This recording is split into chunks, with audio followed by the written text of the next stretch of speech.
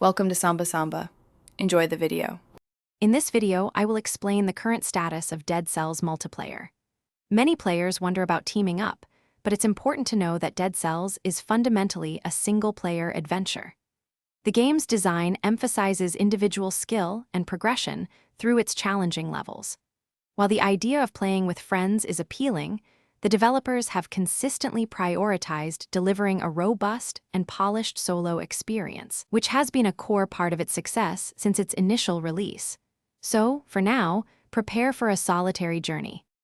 The creators at Motion Twin have openly discussed the challenges of adding multiplayer.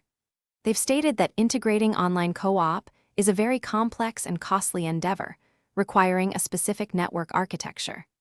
The game's core mechanics and engine were meticulously crafted for a solo player, making a seamless multiplayer addition incredibly difficult.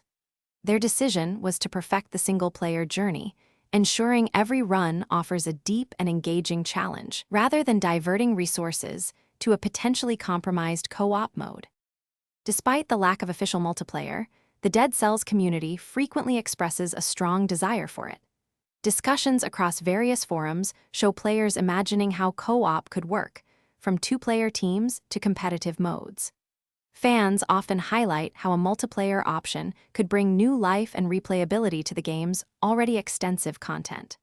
While these remain community wishes, they underscore the game's potential for shared experiences, even if not officially supported in the current version.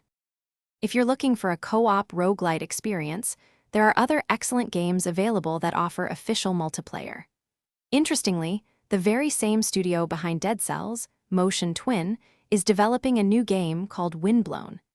This upcoming title is specifically designed with multiplayer in mind, supporting up to 3 players in online co-op.